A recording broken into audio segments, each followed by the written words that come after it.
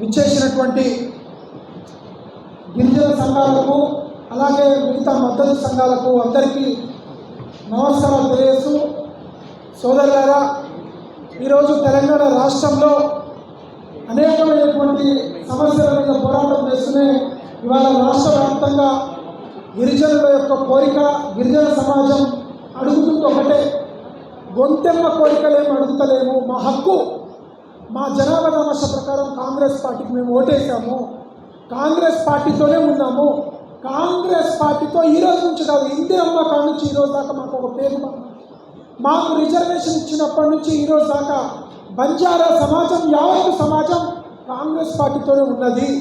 అటువంటి కాంగ్రెస్ పార్టీ 10 ఏళ్ల టీఆర్ఎస్ పాలనను ఆ రోజు తెలంగాణ రాష్ట్రంలో రైతులు, నిరుద్యోగుల యొక్క సమస్యలు, బాధలు చూసి తెలంగాణ రాష్ట్రంలో దొరల యొక్క పాలన వద్దు అని చెప్పి సబ్బండ కులాలు, సప్తవర్ణాలు, ఈ సమాజంలో ఉన్న అణగారిన వర్గాలకు న్యాయం కావాలని పోయి ఈరోజు కాంగ్రెస్ పార్టీని అధికారంలో తేవడంలో బంజారాలది కీలక పాత్ర.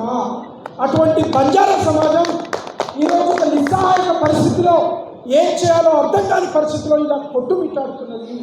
బంజారా సమాజం యొక్క రిప్రజెంటేషన్ క్యాబినెట్లో లేకపోవడం చాలా బాధాకరం. ఈ సందర్భంగా ముఖ్యమంత్రి గారికి మేము రిక్వెస్ట్ చేస్తూ ఉన్నాము, మేము కాంగ్రెస్ పార్టీతోనే ఉన్నాము, మేము కాంగ్రెస్ పార్టీ కాదని పక్కకు పోవడం లేదు, మేము కాంగ్రెస్ పార్టీకి ఓటేసిన వాళ్ళం, కాంగ్రెస్ పార్టీ మా పార్టీ అని భావించేటువంటి వ్యక్తులము. కాంగ్రెస్ పార్టీ అంటే మా రక్తంలో ఉందని బంజారా జాతి ఈరోజు చెప్పుకుంటుంది. అటువంటి జాతికి ఇవాళ 5 ఎమ్మెల్యే బంజారాలు ఉంటే 4 కాంగ్రెస్ నుంచి ఉన్నారు. దాంట్లో ఎవరైతే మీరు ఫిట్ అనుకుంటారో, ఎవరైతే మీరు సీనియర్ అనుకుంటారో, ఎవరైతే క్యాపబుల్ అనుకుంటారో, ఎవరైతే కాంగ్రెస్ పార్టీ విధేయతలు ఉంటారో వారికే మంత్రి పదవి ఇవ్వడానికి కోరుతా ఉన్నాము. మేము ఎవరికి వాళ్ళకి ఇవ్వండి, వీళ్ళకి ఇవ్వండి అని అడుగుతలేము. మీ పార్టీలో మీకు న్యాయంగా సముచితంగా అనిపించిన వాళ్ళకి ఇవ్వండి అని కోరుతా ఉన్నాము. ఎందుకంటున్నామంటే సంవత్సరం గడిచిపోయింది, ఇంకా ఉన్నదే 2.5 సంవత్సరాలు, ఆ తర్వాత 1 ఇయర్ ఎలక్షన్కే పోతుంది. ఈ 2.5 ఏళ్లలో కూడా బంజారా జాతికి మంత్రి పదవి ఇవ్వకపోతే ఎలా చెప్పండి? మేము ఏమంటున్నాం, ఒక కుటుంబంలోనే 2కి ఇస్తారా, 3కి ఇస్తారా, ఏమైనా చేసుకోండి, కానీ మా జాతికి మాత్రం ప్రాతినిధ్యం కావాలి. ఇది ఇవాళ గిరిజన సంఘాలని కోరుతున్నది. లేని ఎడల రాబోయే కాలంలో రాష్ట్ర ముఖ్యమంత్రి గారితో పాటు ఢిల్లీ పెద్దలను కూడా కలవడానికి గిరిజన సంఘాలని తీర్మానం చేస్తున్నారు. ఖచ్చితంగా కేసీ వేణుగోపాల్ గారిని, మీనాక్షి నటరాజన్ గారిని, మల్లికార్జున్ ఖర్గే గారిని, రాహుల్ గాంధీ గారిని, సోనియా గాంధీ గారిని కూడా కలవబోతున్నాం.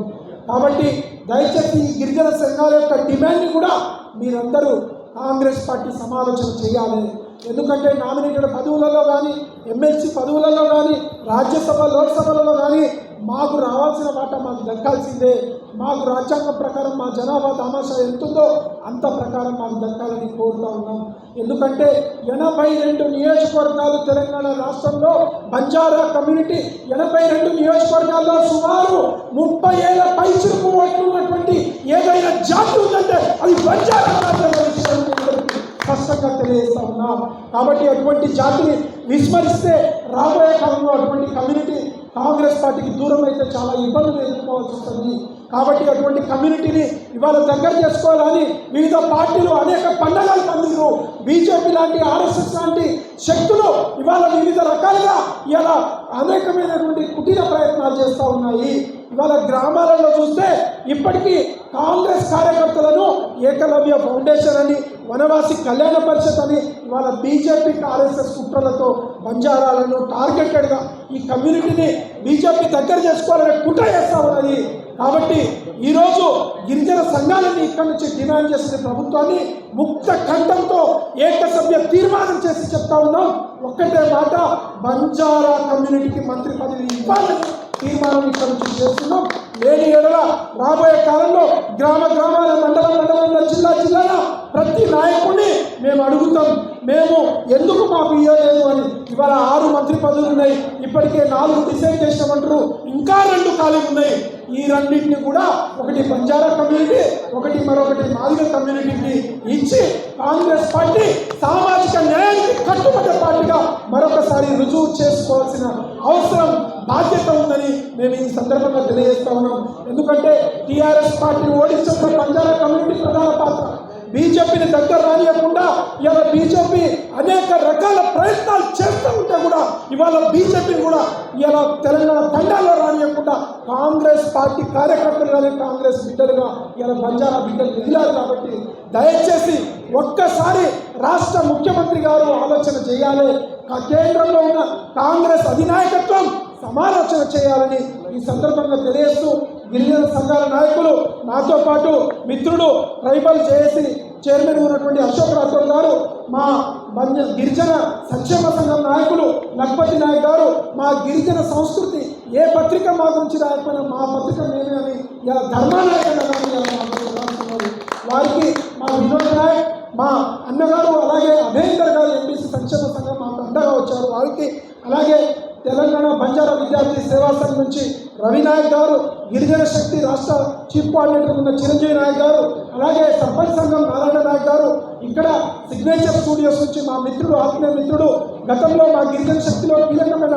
ఉద్యమకారుడు మిత్రుడు ఉపేంద్ర నాయక్ గారు, అలాగే SFI vice president Shriman Nayak గారు, అలాగే చాలామంది రిపోర్టర్లు, జర్నలిస్టులు, ఉద్యమకారులు ఇక్కడికి వచ్చారు. మున్నా గారు, వివిధ రకాలైన నాయకులు, వారందరికీ బాలాజీ నాయక్ గారు పంజాబ్ క్లబ్, అలాగే చాలామంది ఎస్సీ ఎస్టీ బీసీ సంక్షేమ సంఘం నరసింహ నాయక్ గారు, సురేష్ నాయక్ గారు, ఆల్ ఇండియా ట్రైబల్ జేఏసీ నుంచి అనేక మంది విచ్చేశారు.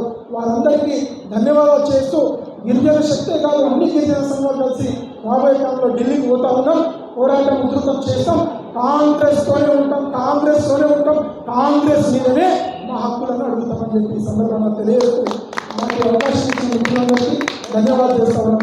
వర్ధిల్లాలి గిరిజన సంఘాల ఐక్యత, వర్ధిల్లాలి గిరిజన సంఘాల ఐక్యత.